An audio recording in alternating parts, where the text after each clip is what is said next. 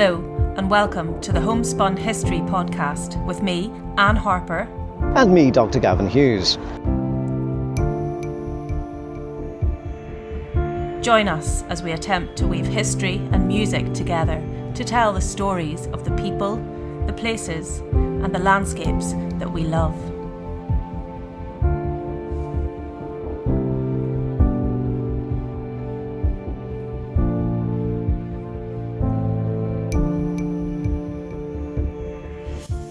Hello there, Anne. Hello, Gavin. Welcome to the Halloween All Hallows Eve special of Homespun History. The spooky Halloween special edition of Homespun History. And we are joined today. Very special guest today. Hello. Hello, it's Ms. Arlene Copeland. Welcome. Welcome to the trio now. Lovely to be here. Would you like to introduce yourself? Go ahead. Okay, I'm Arlene. I am a writer and I am passionate about local history. Fantastic. Arlene and I, just for the benefit of the listeners at home, are long-standing, I don't know, what are we? Partners in crime? Something like that. Co-conspirators. Yeah, co-conspirators. Yes, and we've had lots of time we've spent lots of time in this particular spot together where we are today. So Where Arlene, are we? Where are we today? We are in Drumballyroney Old Churchyard. We are just at twilight as well. Absolutely. What time is it now, Gavin? It is exactly 7 o'clock. 7 p.m. So we're just coming into the witching hour just as the sun starts to disappear. And actually, obviously, we're slightly pre-recording this, so it's not actually Halloween, although this is a spooky spot. Any time of year, so it's the perfect place to spend this particular podcast. I mean, to be quite honest, this is one of those places I've often wanted to come to at twilight and at night time. And it's always drawn me, and I've never really had the courage to come up here. But here I am. Well, here you are. Here I am, Arlene. It is. Because this is a spot that we collectively and separately have come to, myself and Arlene, quite a lot over certainly in the last number of years, in my case. And it doesn't, it's spooky, but it doesn't feel spooky. I love it here. And yet a lot of local people wouldn't come. Is that Certainly true? wouldn't come at night. Yeah. Really? We actually brought the kids here last Halloween. Yeah. And they had a ball. And I know it's supposed to be, and I have no doubt that it's a spooky spot, but it doesn't feel scary spooky to me. It feels, I quite like it. It's a pretty spot, lovely views. I have views. to admit, I mean, it's gorgeous here. Yeah. But it does remind me, it is very, very atmospheric. We're actually by the Chapel of Rest here, the old medieval Chapel of Rest, 15th century, and we look down, we can actually see where the medieval graves are right by there. In fact, there's medieval graves everywhere, but they're all just covered under thick layer of yes, freshly cut grass. But the site itself is very, very interesting, Gavin, if you want to give us a little description of the actual site of Drumballyroney Old Church, we believe. Well, this is high up on the hill, on this Church Hill Road, isn't it? This is where we are. And you can actually see the ditch of what is probably an early pre-Christian rath, and then the early Christian, that's a terminology which I know. Well, it's really interesting because this site is actually a square site. It's not. It's not really a circle at all. So and there's a ditch, as you say, on three which you can sides. Clearly see. Least, you can clearly see the sort of thumbprint, certainly from aerial photography as well. And where we are at the moment is in this beautiful little Chapel of Rest. Or is it? When we were first here with Ned, with Eamon Kelly, he basically came in and he said, "Well, it reminds me exactly of the one which he dug up at." I can't remember exactly where, but he felt it was just similar sort of size. Although this spot where we are has probably been reconstructed and put together. It's not as it was. It's a hodgepodge really. The walls here look like they've been sort of scrambled together in the 19th century. Prettified by Victorians. Who loved a ruin. But there's remnants of a previous church now gone. There's in the gravestones here, but also actually down in the ditches as well. There's certainly architecture belonging to an earlier church, and in fact there's a door jamb just as you come into this funny little rectangular site, which, as you say, Eamon Kelly, the former keeper of antiquities at the National Museum in Ireland, thought might well be a crypt or an early chapel of ease. I think he described it as. And what does this particular church look out on, Anne and Arlene? We've got 3 hills in this Three vicinity. hills. We've got the hill of Rathfriland, we've got the hill of Drumballyroney, meaning O'Rooney's hill, or Rooney's, small hill, I guess, Drum. And then we've got Knock Ivy, the Knock, which was the ceremonial centre of this part of the world going back a long time. So there's 3, it's a sort of a trio of hills, all looking at one another. And we also have the Church of Ireland 19th century, classic looking 19th century Church of Ireland building there. Now deconsecrated. Now deconsecrated. And owned by the council, actually, but it's a lovely little venue for small, intimate events. And it's obviously such a perfect County Down setting as well. But as you say, such a great atmosphere here. And of course, we have to mention the link to the Bronte family. This was where... Thanks, Arlene. Well done. That's why Arlene is here. Well, that's why the place is famous. It's Yeah. known as the Bronte Heritage Centre. It's not open very often, but this is where the father of the Bronte sisters first preached his sermon and taught in the school, which is a building just beside It's a small the little church. cottage, and if you ever do Whitewashed. It's yes. lovely. Yeah, if you ever come and have a look in the car park, you park your car in the little car park outside, and you come and have a look at the school where Arlene was saying Patrick Bronte first taught. Just be careful, because when you walk past the windows of that small building, no matter how many times you've done it before, well, just be on your guard.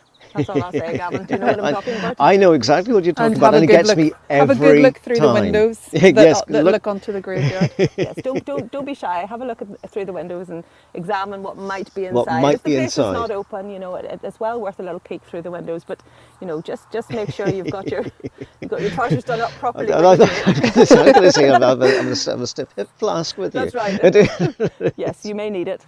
Anyway, so great. I mean, when that place is open, it's a lovely little church school that was attached to the church here, and that's where Patrick Bronte was a schoolmaster. So yes, the Bronte Association is really strong, and there's lots and lots of Brontes, and maybe one day we'll do a little podcast on the Brontes. Be quite nice. So, stories.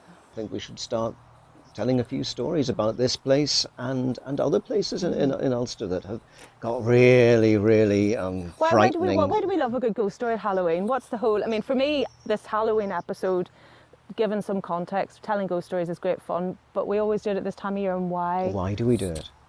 Well, this is the whole thing, isn't it? It's the opening of the afterlife, the afterworld, Where the veil bringing is it, thinnest. the veil is thinnest, and bringing it into the present day. It's an ancient, sort of in inverted commas, Celtic festival. It's a fire festival, and a festival that sort of is a European festival. And you brought your turnip with the I flame have brought my flickering. turnip. It's like the smallest turnip you've ever seen. I had Tatty to carve it. Boglehead in the corner there. He's there for my protection. Yes. For the benefit of the listeners who don't have, the side of my turnip in front of them.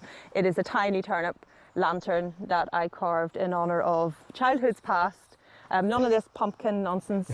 My nickname at school was Turnip. Was it? It was, because you used to turn up late everywhere. At least you turned up at all. But well, where shall we begin? That's the thing. Shall we begin in the locality? And I think the story of Jane Ferguson is a classic, Now this is a place story to I begin. don't know, so go for it. because it's Gavin. not something, and Arlene can say whether this is still something which is told in the community or not. But Jane Ferguson lived in the 1840s here in Drumballyroney. And she was probably epileptic, but she was known to be a very lovely lady, and she was found in the pool beside her house, dead. Because Was that for out in Hilltown direction? It was. That's right. Because for years afterwards there were rumours that this figure of Jane Ferguson could be seen outside her house. Wow. But I haven't heard stories of that happening in the last 100 years or so, but That's it was very very, was prevalent. it a resting pool or something like this that she fell into? Yes. And if I'm remembering correctly, it could have been they weren't sure it could They have been weren't an sure at the accident. time. If I remember rightly from the newspaper reports, she was apparently epileptic, so they thought maybe she'd had a fit and fallen in. But there were darker rumours that something nasty had happened Somebody to her. got rid of her. But at the time, I think within 10 or 15 years, it was a very prevalent story in the area. And then for some reason, I don't know, the Stories all sightings stopped. maybe stopped, or maybe the story stopped. It's not a story that I know, but it sounds very like a story which belongs to Ballerony Lake. Oh, Where the sister yeah, which is of the brother, even is it? closer. Yeah, there were a brother and sister who lived together and were very happy with each other's company. but she fell in love, and he wasn't very happy that she was going to marry, and sent the lover packing and forbade her from ever seeing him again. And she was so unhappy that she drowned herself in Ballyroney Lake, but appeared again the next night and every night after that to the brother, who decided that We couldn't do this anymore. he couldn't cope with this anymore, so he went to Scotland to work on a farm, and she followed him on the boat. And eventually he felt like he needed to come back to lay her to rest properly, but that didn't work either, so he ended up joining her in Ballyroney Lake. Wow. So there's a lot of drownings, I guess, within the... Well, there was always going to be sad passings, but the idea of being followed by a ghost, no matter where you go, I think it's terrifying. how specific it is that it followed him on the boat to Scotland and back on the boat, Like sort of Stalker. stalker. Yes, Yeah. yes. It's sort of, Interesting. which is oof, because we tend to think of places as being haunted rather than We do. people. rather than people. we And, do. you know, there are other stories locally about buildings being haunted and Including the and building roads being that haunted. we're here. Yes, Yes. including the church. Yeah, the church here, which is reputedly haunted, well, not just by one spook, but possibly more than one. No, look, what's that all about then, Anne? Who's... I think this is maybe more Arlene's domain here. She's been spotting up on the stories of Drumballyroney. So, Lord Ivey, or the McGuinness chief, however you would prefer to call him, apparently knocks on the floor of the church on the anniversary of his death. Now, we believe What that date would that be? Because we know some of the anniversaries of their death and not others, so it'd be interesting to know It- which it date would- that would apply to. I don't think they've ever been specific about which Ah. McGuinness chief. Don't you it love all is. these grey areas? Well, yeah, it's quite convenient. Yeah. But so we know that there are McGuinness chiefs buried here in the graveyard. And one theory is that the current site of the church is on top of some chieftain graves. Another theory is that the ghost knocks on the door of the church rather than the floor. Oh. But every year on the anniversary of his death, he would knock. And at one point, it was so loud that they thought an animal was trapped underneath the floorboards. So they lifted the floorboards, and there was nothing to be seen, but there were bones. So there were skulls and Oh, so they find and other human bones. remains. They found human That's remains. interesting because this church here is actually, well, if we look at the enclosure that we were talking about earlier on, the church as it currently stands is actually outside the ancient enclosure, which Yeah. is the square. So it's actually built on a slightly different bit of land, if you like. So it's separate from It's this hard to enclosure. describe how undulating the ground is Well, up I remember here. it was described as nearly a causeway. There's a part where you can walk There from is. part to part, and we're in perhaps the oldest part, Yes. standing in what may have been a chapel of ease, which may have a hollow floor. And then we have a newer building built in the 19th century where, you know, the story has perhaps transferred over to the newer building, and perhaps the true... This is just coming I from suspect that's my what's yes. happened. Yeah, I Yeah. suspect that maybe the true origin of the story might This- be beneath our this feet bit, right at this yes. moment. And when you walk along here, just where Gavin Well- is standing, this is quite hollow. So at some stage in the past, it does look as if this floor has been relaid. I mean, this is quite modern-ish concrete. Yes. So at And the some whole point, thing's this has been shored up. Reimagined. Yes. And reimagined. Yeah. So it's possible that there was a sort of a previous something here that may have been a previous church, It may have been larger. which would make sense too. Although, as far as I'm aware, these chapels of ease could have been quite tiny, and most of the churchgoers could have congregated outside, and it wouldn't have been unusual. Yes, because the Sort of in the the- higher status and the priest would have been actually in the small confines of this tiny chapel. But- So are they buried here, or are they buried in the big church? Well, we don't know. But Or are they or in the buried? graveyard itself. Yes, I was going to say, Arlene, or are they buried in a specific part of the graveyard? Because I mean, so it wouldn't surprise me that whenever you look at from this particular bit, and you can see, as I said, the undulating bits where the medieval graves are peppered throughout this Like little older teeth part, sticking like little up out of teeth the sitting ground. up, you know. But there are some fantastic stones here. And some of them look very unusual because, as I say, they look like they come from a previous building. They're parts of a previous building rather than, you know, deliberate That's it. headstones. So it wouldn't surprise me if There are there's been- stories of a massacre down on the Island Bog Road, which is just the next road along here. I suppose not much is known, but these stories get passed down. Passed Did on they and end up passed here or on, somewhere else? But of yes. course, this graveyard was a graveyard for the whole community. It wasn't really sort of, it didn't become closed off to Denominational or anybody anything, until the yes. 19th century when the Church of Ireland took it over, and then there was, you know, a real I think that's hoo-ha. one of the things that makes it so interesting, is that you do have that mix, and there are some great stories about, you know, there was a gunfight apparently at the gate at one point because, you know, there was a changeover to who should be allowed to be buried here, and the wider community wanted it to be a community space. It always traditionally But and had. if all your ancestors were buried Yeah. there, and then suddenly you weren't allowed to be buried there, that'd be pretty hard to stomach. Yeah, there It was would. violence at the gate, and there's some quite good accounts of that. So shall we take a walk, because we're going to just maybe leave this little chapel of ease and take a walk over to, well, another interesting spot where we might be able to talk about another local ghost story. Oh, Just mind your footing, because it's really uneven. some of the gravestones here which are lying horizontal, which means we may have to dust them off a bit, Yes, so or a as- lot as- in this case.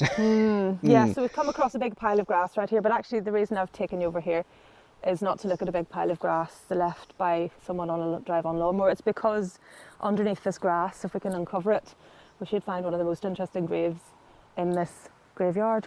Let's see if we can dig him out. Yes. Oh, it's okay, it's coming away. Oh, it's quite quite coming away quite easily. Such an interesting grave because you have an actual image. It's rare, isn't it, to have literally a sort of cameo of someone's Oh. face. Isn't With that a fantastic? very lovely ponytail. Oh, If Anne can just pull out Yeah. some She- weeds. yes. Yep, so we've got a lovely profile. Lovely profile, wow. and a ponytail here at the back. And this profile belongs to, well, the man known in these parts as Squire Hawkins, who's Squire a very Hawkins. famous ghost. maybe one of our most famous ghosts down in South Down, I But think. if we just uncover a little bit more of this gravestone, you'll see that it's not just the cameo head that's of interest, but in fact the whole thing has got what looks like a cross shape breakage. So it's broken about 2/3 of the way up, and also all the way down the middle as well. You okay there? Yep, fine. And there is a story about why this gravestone looks the way it does. Okay, so this is the grave of Alderman Hawkins. And the story is that he was granted land, McGuinness land, by Charles II in return for his services in feeding and clothing the army. So he, by whatever means, came to own large swathes of the land around here, and everyone inherited him then as their landlord. And he found himself with a lot of time and a lot of money on his hands, and he used that time and money to found the Rathfriland branch of the Hellfire Club. Whoa. Oh, which not, yes. Yeah. So, Or if we give it its proper title, so that's the Order of the Friars of St Francis of Whoa. Wickham. Right. Oh, I don't like that. No. Oh, I sound like your woman off. Do you notice how Most the- Haunted there, turning into a vet Well, feeling. you're turning into a vet fielding just as the wind is suddenly I getting know. up as we're talking about this. So is this true? Do we know? Well, he certainly This is existed. story. He certainly existed. Yeah. But the And- Hellfire Club, and did he find it? Well, yes, there were meetings of Hellfire Club of some kind in Rathfriland, and local people will still point to the basement of the local chippy, Oh, yes. Yeah. which we may need to go to for some research. Down in the basement, there was there were meetings that took place. How satanic those meetings were is a matter of debate. Some people say that he was a cruel landlord and an abusive husband and a practitioner of the dark arts. Other people say he was just a bit of a rake, a bit of a lad, and it was all an excuse to have in such sort of a few holy drinks. times, I guess, if you were anything but, you Clean know, living, exactly, then yeah. it could be easily said, you know, that you were a bad man and Yes, all I sorts think of... their standards as to what made you Devil worship. bad devil worshipper were probably lower than, Yes, than yes. ours might be. He might have had a few brandies in the basement. Although there is a story that people still tell now where people had left the Hellfire Club and were making their way down between Rathfriland and here on the road that we can see Yeah, if we look towards the Rathfriland. Ban Hill. The Ban Hill. And they heard footsteps coming along behind, and as the footsteps got closer, they sounded like hoof prints. Like horses' hooves, or Yeah, as the hoof prints got closer, they sounded like hooves, and when they turned, it was the devil himself. oh, yeah. You see, you wouldn't be turning around; you just keep going. Wouldn't you? And stories of men with long coats who looked perfectly normal, but underneath the coats you could see cloven hooves. Oh, flip. Is something we Yes, used the to be version of that story that I've heard says that and it talks about a single person, not a group of people, but who knows. It says this man was so frightened that he started to run for his life and said the Lord's Prayer as he did so ever after that hedging his incident. bets He somewhat. refused to walk home alone again, and he never returned to the Hellfire Club. I think So- these stories were mostly cautionary tales to prevent young men from joining Yes. in with whatever debauchery was But going the on. story of this gravestone it gets better, because not only was Hawkins, the sort of tyrannical, in inverted commas, kind of chief, took over from the chieftains and became the head honcho, and had all these interests in the dark arts and loose living and all of that stuff. Whether you believe that Yeah. he was just a rake or that he was in league with the devil, both stories end the same way. Yeah. That when he died, the horses that were bringing him up this hill that we're standing on now wouldn't pull the hearse any further, so they stopped, and the men had to carry the coffin to the grave, and he was buried. And some time later there was a terrible storm, and the local people said it was the devil himself coming To claim the squire. To get the soul. Hawkins. And supposedly this stone, was struck by lightning in the storm, and if you look at it, it's in a that fairly cross. perfect cross, which is supposed to serve as a warning to all of us to behave ourselves. I mean, it's really apparent, isn't it? I mean, you look there, and the actual cameo is split in. it's quartered. The stone is quartered into the shape of a cross, right through, to be fair, Squire Hawkins himself. Yeah. It's a great story. One of the stories says that, one version of the story says that it happened when the congregation were in church, and he had told his wife that he didn't want a Christian burial. And so when the stone was laid and they were in church, the lightning struck, and the rector looked out of the window and saw the devil himself standing on Squire Hawkins' grave. And when they came out to examine, it was These local struck. storytellers, they have an awful lot to answer for, don't they? With their Oh, I don't know. elaboration here, they're pretty good. I know, awesome story, and I can, personally attest that this. While I love this place, it is a strange place. Absolutely. I've been here, and inexplicable things. I should tell you my own ghost story. At least I think it's a ghost story from Drumballyroney Church. I came here one lovely summer's day with another friend and our kids, just to sort of hang out, as you do in a graveyard, I suppose. Of course. And somewhere along the way, lost my car keys. I'd had them earlier in the day, I'd had them with me, and they were in my pocket, and then I lost them, and I hunted high and low. My friend left with her kids, and I realised I didn't have these keys, and hunted high and low everywhere, and of course there's grass everywhere and so on, and so I was but I couldn't find them. They just had gone completely, and I retraced my steps and I couldn't find them, and honestly I looked absolutely everywhere, and I rang my husband and said, I'm sorry, you're gonna have to come and get me because I can't get home, I've lost my car keys. So he came and got me, and we said, well, we'll come back later on and we'll have a proper look later. And so we came back later on in the day, and in between our being there earlier on and the evening when it was still light when we returned, the grass had been cut, as it just has now, and you can see that there's piles of grass all over the ground here. Well, I stood in the middle of the graveyard, we looked and looked and we couldn't find them, and eventually I just said, right, look, you've had your fun, can I have my keys back please? And I swear to God that they were literally 2 feet from the bottom of my shoe on top of freshly mown grass. And I had looked there, and my husband had looked there, and we'd all looked there. And I do not know who took my keys, if anyone took my keys, if I just lost my mind completely and left. It's the weirdest thing. I even said to the guy who turned up to cut the grass as I was leaving, if you see my keys, will you leave them on the window ledge of the cottage for me? And he said he would. So obviously he didn't find them, because he would have left them where we'd agreed for him to leave them. But they were literally lying 2 On feet top of the grass. on top of freshly cut grass. It was the most bizarre thing. Maybe his machine churned them out and I just missed them. But it was funny that they reappeared literally seconds after I said, okay, come on, I can have my keys back, you've had your fun.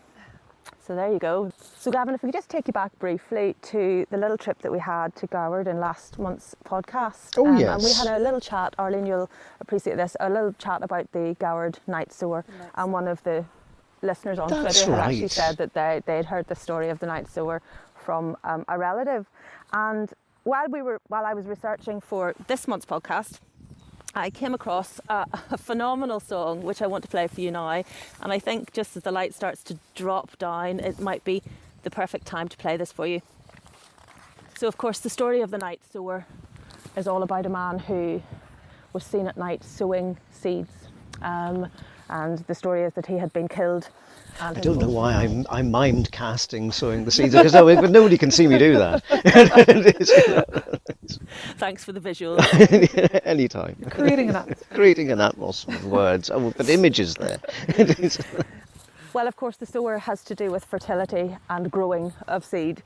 There's an alter ego to that, and that's the reaper. And so you sow and you reap. And I came across this wonderful song being sung by a man called Richard Dyer Bennett, who is actually English, or he died in 1991 after moving to America, and he really called himself sort of the last minstrel. He wanted to be known as a minstrel, and that's very much the style of singing that he does. And this song was recorded in 1962, and it's called The Reaper's Ghost. And it's a warning really to stay away from the field at sunset, that sort of in-between time right about now, because the reaper might be there with his scythe and you might see the ghost.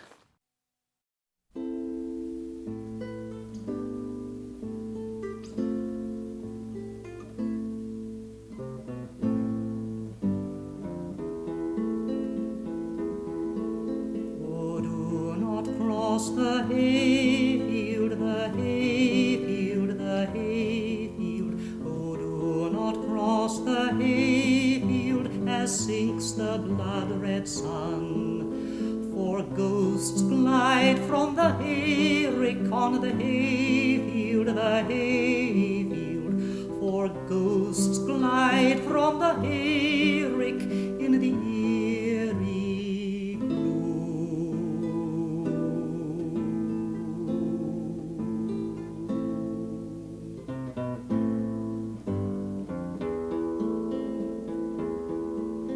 The reaper crossed the hayfield, the hayfield, the hayfield. The reaper crossed the hayfield as sank the blood-red sun. He passed behind a hayrick on the hayfield, the hayfield. He passed behind a hayrick as sank the blood-red sun.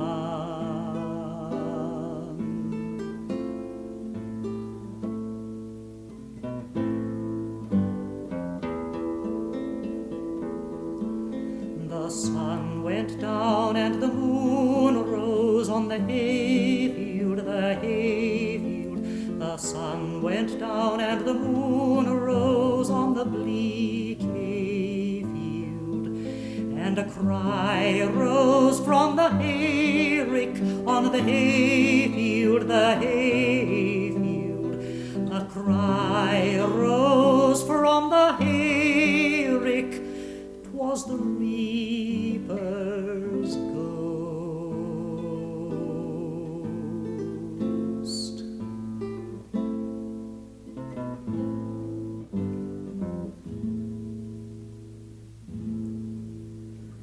Oh, do not cross the hayfield, the hayfield, the hayfield. Do not cross the hayfield as sinks the blood-red sun. For ghosts glide from the hayrick on the hayfield, the hayfield. For ghosts glide from the hayrick in the eerie gloom.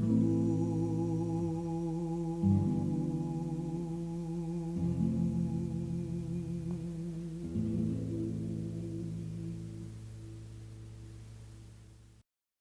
What did you make of that? Isn't that fantastic? Well, I mean, Arlene, Shivers going up my back. I know, what it's very Absolutely atmospheric. Gorgeous.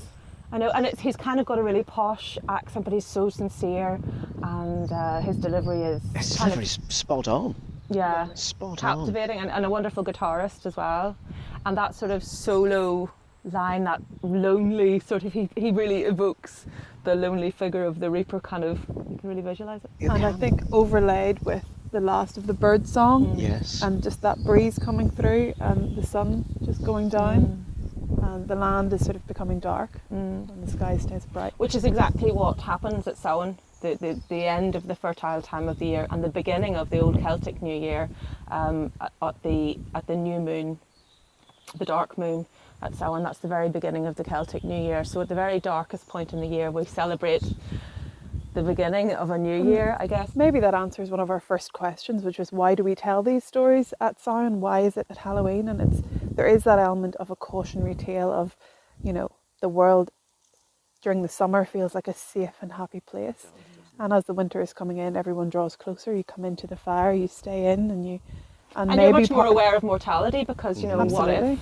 what if, Well, and the it's- winter is a dangerous time, and it has been more dangerous in times gone by. and we've got Brexit round the corner, and who knows? Well, this is it. I mean, there's the protocol to think about. It's interesting, Arlene, you were talking about the hooves coming up the hill after the walkers, and then we had the horses refusing to enter this graveyard, and you know, literally refusing. I mean, what I've heard is they got as far as the gates and they wouldn't come in, and so they ended up, as you say, having to bring Squire Hawkins in themselves. And that's the sort of animal side of, you know, what do the animals know that we don't know? you know. And are there any more like stories about horses or? There is a story of a hearse, a horse-drawn hearse. It's not easy to say. There is a road it's called the back road. Like many roads around here are called the back road. The back road. The back road into Rathfriland, which sort of takes you from Knockivey into Rathfriland. And at times in the evening, around this time of course, a horse-drawn hearse has been seen going down that hill.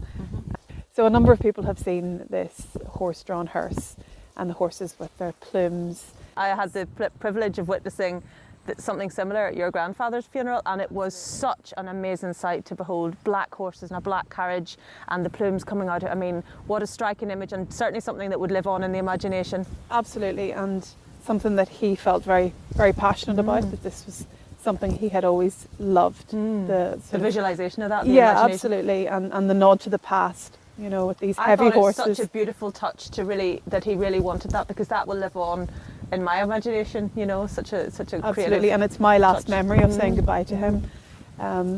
But this hearse that we talk about on the back road only makes its way up to the top of the hill. It never seems to appear at the other side. So I knew an elderly lady when I was a child, and she would quite often say she'd seen the hearse again, meaning that she had seen this from her kitchen window. She could see the dip of the hill. And how did she seem whenever she was retelling seeing this presumably Well, phantom hearse? Did it mean anything? I was going to ask, was it always seen as being like a premonition of death? I don't think it was a harbinger of death, Yeah. and she seemed quite casual about it.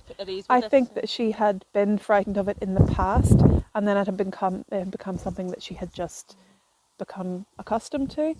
But certainly it used to scare the life out of us. And it's funny when you talk about sort of portents. There's obviously the knocking on the door here at Drumballyroney, or on the floor.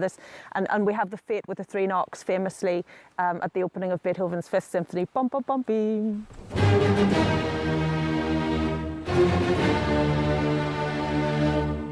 Which is Fate knocking at the door, and that Fate motif is one that you find a lot in classical music. And I heard knocks on my door for many, many years as a student, living in a variety of different places. I would wake up in the night having been suddenly awakened by the sound of knocking, and I would send whatever poor critter I was living with at the time to go and check that there was nobody at the door. And of course there was never anybody at the door. And then when I got married, it continued. And I used to send my poor husband out to check, and it was every house that we were in. And it was actually becoming a very regular. It was so regular that he was like, "Oh God, she's away again." But it would wake me up often, and I wondered, was it somebody on the other side trying to make contact with me? What was it all about? Who was going to die? Because that's what you hear. You know, it's like the Banshee wails. You know, the knocks on the door. Well, I think sometimes knocks are a sign of a birth. Well, that's what it Right, was. that's And another I one, happened isn't it? touching Yes. this big, beautiful juniper tree right beside me.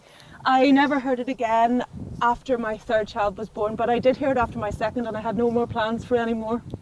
And I heard it again, and it worried me a lot because I thought, is this someone going to die? You know, Well, why no, hasn't it stopped? funny And enough. it stopped after my third child was born. There's a family tradition of a dog howling, always a premonition, a harbinger of death. My mother always used to say that, my grandmother used to say it as well, that, you know, did you hear the dog last night? So no. So And she there was referring to a dog. yeah, a traditional black dog, just like as Arlene was Wow. saying about this kind of like the black hearse, the black Yeah. dog, the banshee, Yeah. coming to let the family know that And there's she a felt family. that it was a dog, and she So heard was it. She had heard it, and nobody else heard it. Well, And nobody it's else all ever heard about- my no, knocks, to this be is fair. it. But it's also funny about saying about the kind of like thinking about the horses and this drum of hooves. That's a thing that seems to happen quite a lot here. I was going to tell the story of Sir William Verner, who over at Mulnakill. Well, Sir William Verner was Lieutenant Colonel of the 7th Queen's Own Hussars during the Peninsular Wars and at Waterloo. And his horse Constantine was killed at Waterloo. Verner himself was wounded, and the horse was decapitated. And he brought the horse back to Mulnakill, and people hear hooves around the Mulnakill area, and they say it's Constantine the horse. But that brings me to Thomas Mayne Reid, who wrote The Headless Horseman in 1866. Lots of boys' own adventures. Yes. Yeah. And people often wonder, well, why, when he went off to America and he wrote The Headless he was a Horseman, Balleroni man. he was a Balleroni man. And they think, why did he write the story? Yeah. And he went to Inst in Belfast. He was born in 1818, and in the 1820s, 1830s, there was a man called Gordon Thompson at Jenny Mount in Belfast. And he apparently told his friends, I don't know if you've heard this story before, he was known as Galloper Thompson. And he told his friends that if he died and he wasn't allowed into heaven, he would come back and haunt Jenny Mount. The thing is, he died in a horrible mill accident where he had his head cut off by the mill guillotine. And shortly after that, by Jenny Mount, there was a furious sound of galloping down Jenny Mount, down the road in North Belfast. And it would stop at every house. And the story was, it was Galloper Thompson stopping at every house to go and get a fresh horse to gallop on to the next place till he got into heaven. And I'm That's a wondering fantastic story, whether isn't that's where Thomas Mayne Reid got the story of the Maybe he Headless heard Horseman. the Belfast story Yes. while at school, and it really captures his imagination. Imagination. But you know, you're not wrong. Horses and I suppose the elementals, we associate, our ghost stories are often grounded in, you know, as you say, the black dogs and the horses and so Are on. there any Banshee stories around by here? They're bound to be. As we eye each other. As we are. You might think that I couldn't possibly couldn't comment, go. Gavin. Where we're standing, we're looking out towards Knockivey, and there is the story of the wee woman of Knockivey,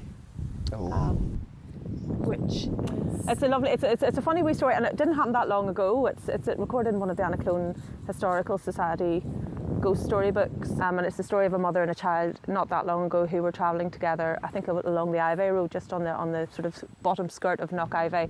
You know, it sort of loops around, it becomes the Knock Road near enough in a circle around the hills. So they were travelling along the Ivey Road, and the little girl said, "Oh mummy, did you see there was a little lady just went into the hedge there?" And she said, "No love, you must be talking about, you know, a plastic bag or something." And so they stopped the car and had a look, and they couldn't see anybody, and they continued on their way.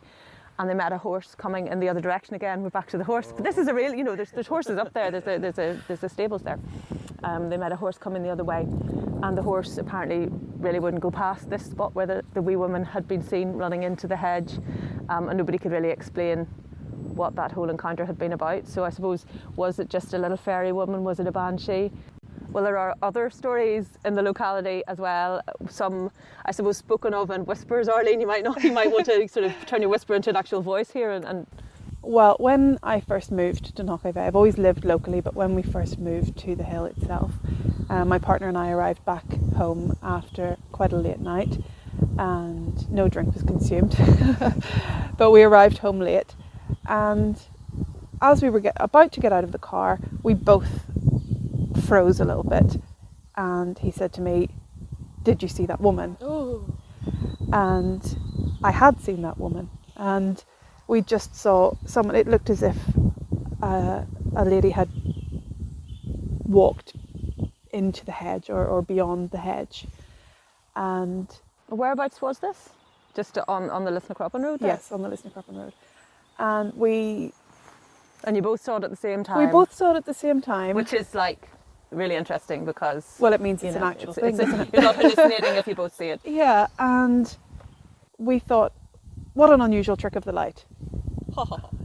How strange. Yes. That's a little bit spooky, but let's be sensible here. Yeah. And we didn't really mention it much again until I was in a meeting with yourself, Anne, and some other local history buffs, and someone mentioned the story of the wee woman of the Knock, which I had never heard before, and I felt my blood run cold because it sounded incredibly like what we had seen. And I have since seen something very similar further on up that road. I can neither confirm nor deny whether it is the wee woman of the Knock. Wow. But when I have felt brave enough to share that story with some other local people, they have confirmed it as well, that they have heard of the wee woman of the Knock. It's always... Well, of course, we've got a potential passage tomb up there. Passage tombs are very often associated with the Cailleach. Arlene, why did you just look at me like that? Did you see something? shadows. Lovely. Sorry.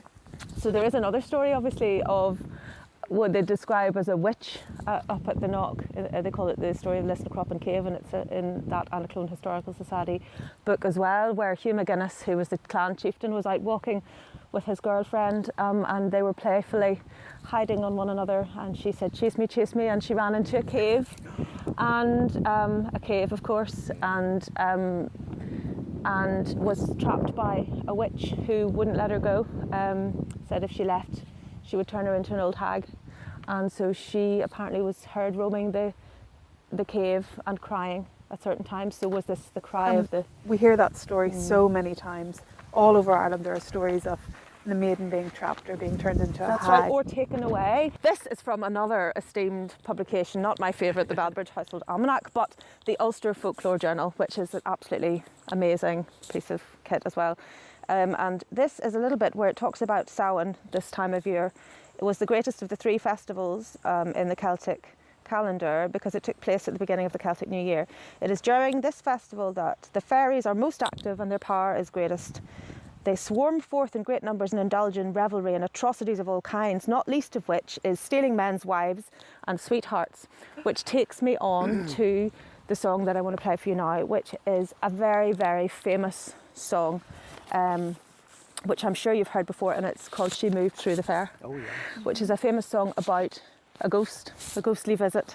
And in this song, a man meets his lover and says goodbye to her at the fair, and she promises that they'll be married. My mother won't mind and my father won't slight you for your lack of kind, and it won't be long, love, until our wedding day. And then something happens to this woman, and I wonder if this is sort of to do with Samhain and the loss of women. Something happens to this woman and she sadly dies, but then she returns as a ghost, and her death obviously is unexplained, but she repeats the words to her lover, it will not be long now till our wedding day, which is kind of rather ominous if you were kind of hoping to stay alive, and she's sort of calling you from beyond the grave saying, come on now, it won't be long.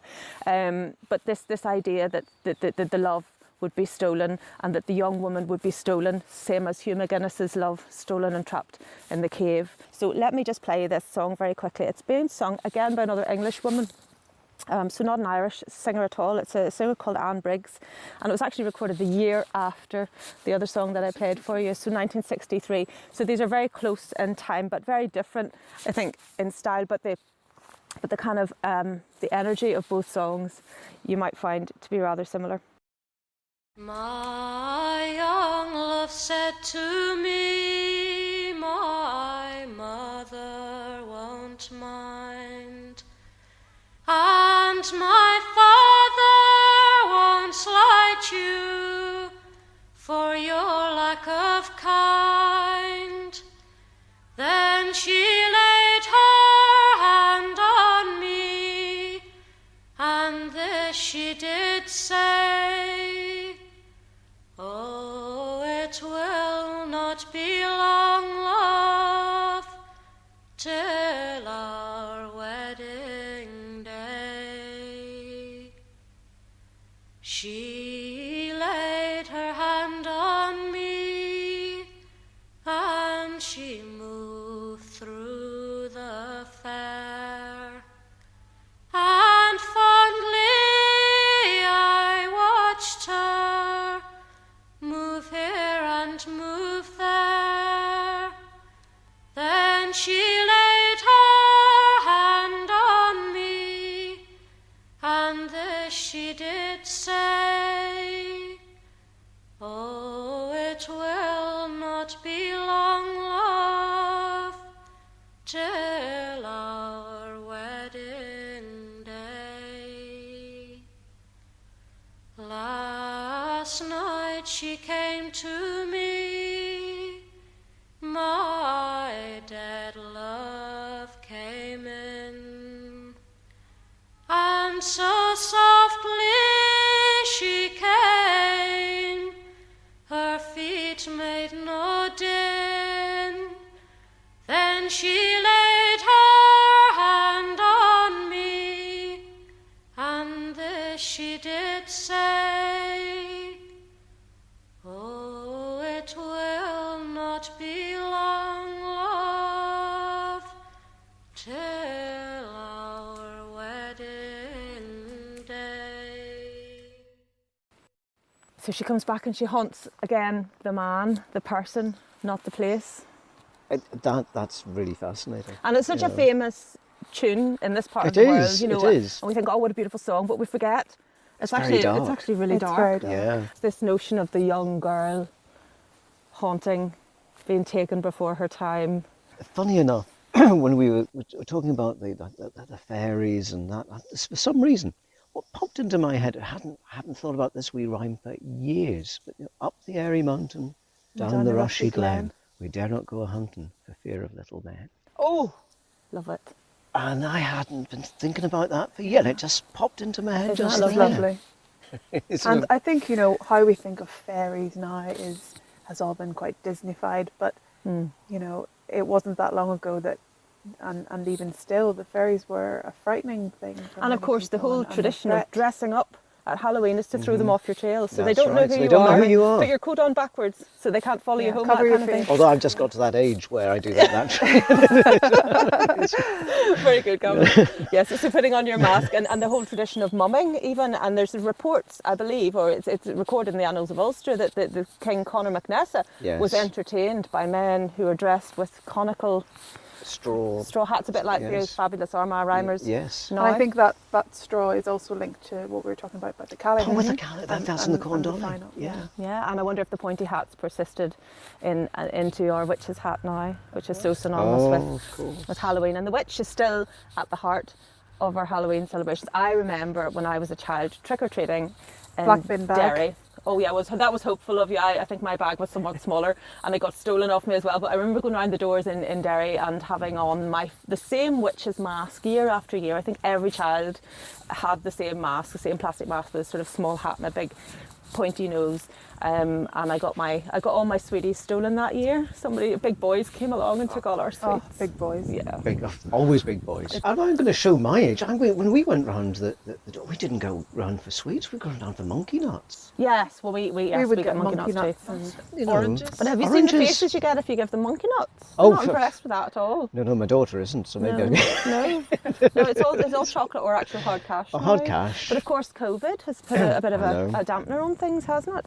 I know, and there's little codes now where you actually are supposed to, if you put like sort of Halloween decorations out on your porch or your window, then apparently that makes it all right for for kids to come around to your door and stuff like And that. it is a but- bit of a shame because, they still do it a lot of in the Isle of Man. Actually, the festival of, let me make sure I get this name right. I was also going to.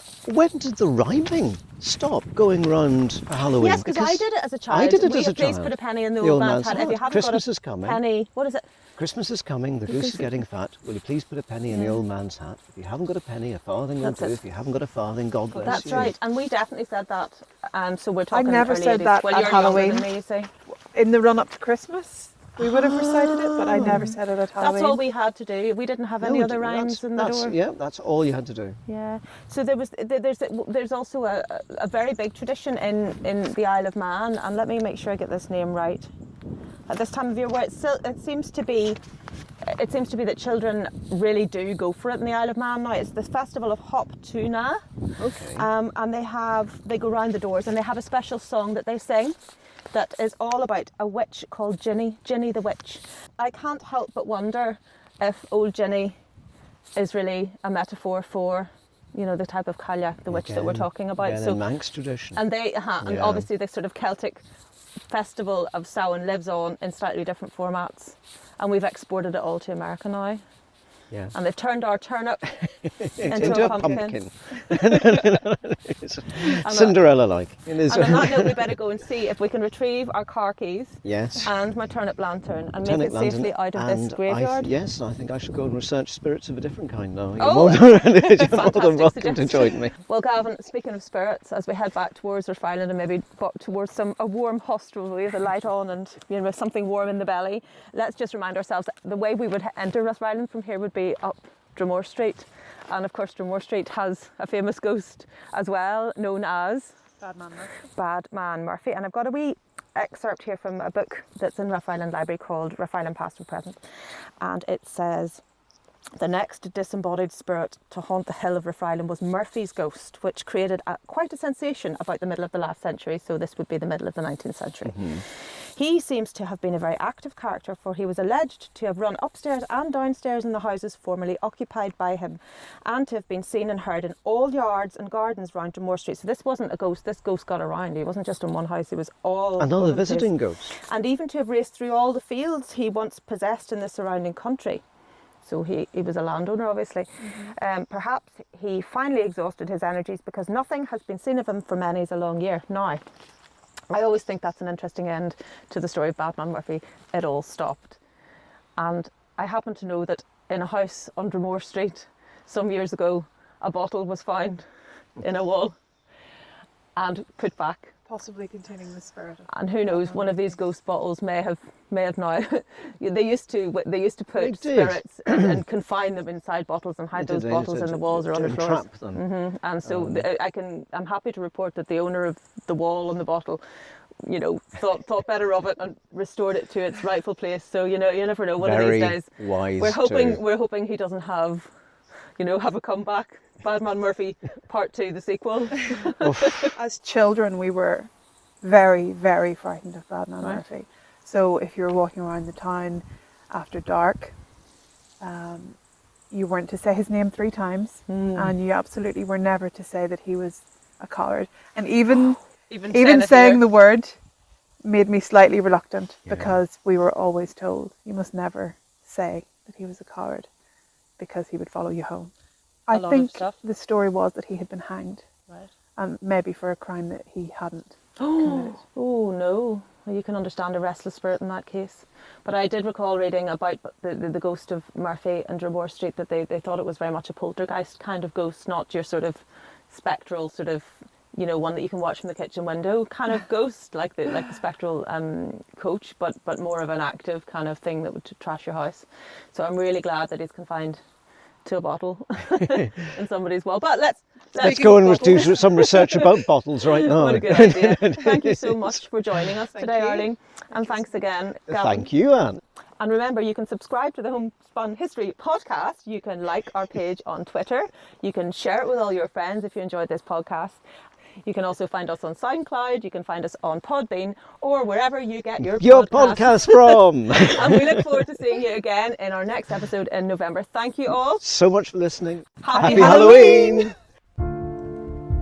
If you enjoyed the Homespun History podcast, don't forget to subscribe to receive alerts as new episodes become available. And you can follow Homespun History on Twitter @Homespun History. Thanks for listening.